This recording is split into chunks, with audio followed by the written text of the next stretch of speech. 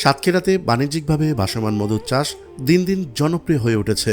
প্রতি বছরই বৃদ্ধি পাচ্ছে খামারের সংখ্যা। তেল ও মশলা জাতীয় ফসলি জমির পাশে গড়ে ওঠা এসব মৌখামার কৃষির জন্য হয়ে উঠছে আশীর্বাদ। মৌমাছির পরাগায়নের ফলে 15 থেকে 20% উৎপাদন বাড়ে কালোজিরা, ধনিয়া আর সরিষা ফুলে। বাণিজ্যিক এই মধুর স্বাদ, গন্ধ, রং ও গুণগত মান ভালো হওয়ায় কিভাবে আন্তর্জাতিক বাজারে রপ্তানি হচ্ছে তা জানাবো আমাদের সহকর্মী হোসনে মোবারকের ভিডিও চিত্রে। চলুন শুরু করা যাক। সরেজমিনে সাতক্ষীরা সদর উপজেলায় দেখা যায় কুশখালী ইউনিয়নের বিস্তীর্ণ মাঠের যেদিকে দুচোখ যায় সেদিকেই হলুদের সমারোহ। যেন প্রকৃতি সেজেছে অপরূপ সৌন্দর্যের নান্দনিক রূপে। ফুলে ফুলে মৌমাছি মধু আহরণ করছে, সেই সাথে চলছে সরিষার ক্ষেত থেকে মধু আহরণ।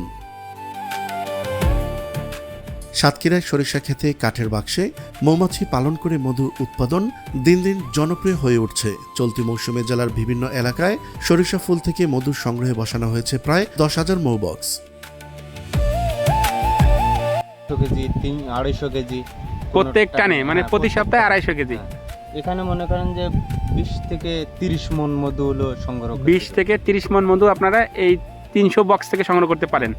তার মানে আপনাদের এরকম আছে কতগুলো? 3টা আছে। 20 থেকে 30 মণ হলো প্রতি ইসে আসে। তার মানে আপনাদের এই সাতক্ষীরা যে অঞ্চল আছে এখান থেকে আপনার প্রায় মানে কয়েকশো টন মধু তো প্রতি বছরই বিভিন্ন আপনারা যে সব গ্রুপ ধরে আসেন কয়েকশো টনের মধু এখান থেকে উৎপাদন করতে পারেন।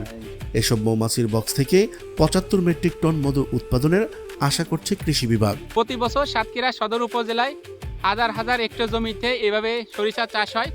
আর এই সরিষা চাষকে কেন্দ্র করে এখানে গড়ে উঠেছে মধুর উৎপাদন ব্যবসা। এবং এখানে 100 থেকে 150 জন খামারি দলবদ্ধভাবে বিভিন্ন জায়গায় এভাবে মধু উৎপাদন করে থাকে। বিশেষজ্ঞদের মতে সরকারের সহযোগিতা পেলে দেশের চাহিদা মিটিয়ে এই মধু বিদেশেও রপ্তানি করে প্রচুর পরিমাণে বৈদেশিক মুদ্রা অর্জন করা সম্ভব, যা সাতক্ষীরার স্থানীয় অর্থনীতিতে গুরুত্বপূর্ণ অবদান রাখবে। মোট 2 দলে 8 জন আছেন। আপনাদের আরো চাকা অন্য জায়গা আছে, আর এক সাইডে আছে। এইখানে জমি কি পরিমাণ? সরিষা জমি অনেক, কয়েকশো বিঘা হবে। কয়েকশো বিঘা না হলে তো আমরা কয়েকশো বিঘা না হলে আপনাদের পোষায় না, বসতে পারি না। বর্তমানে প্রতিমণ সরিষা ফুলের মধু বিক্রি হচ্ছে 15 থেকে 17,000 টাকায়। ভ্রাম্যমাণ মৌ চাষিরা সরিষা ছাড়াও বড়ই, লিচু ও সুন্দরবনের আশেপাশে মৌ বক্স বসিয়ে সারা বছর মধু সংগ্রহ করেন। প্রতি বছর কয়েকশো টন, 200 থেকে 300 টনের মতো মধু তারা উৎপাদন করে এবং বাগেরহাট, খুলনা, যশোর সহ সারা বাংলাদেশে তারা এই মধুগুলো সাপ্লাই করে থাকে। এবং এই সরিষা ক্ষেতকে কেন্দ্র করে এখানে কয়েকশো লোকের কর্মসংস্থান তৈরি হয়েছে। মৌমাছি পালনের মাধ্যমে অনেক বেকার যুবক কর্মসংস্থানের সুযোগ পাচ্ছেন। বর্তমানে কুশখালী ইউনিয়নের 30 থেকে 35 জন কৃষক প্রায় 35,000 মৌ বক্স স্থাপন করেছেন।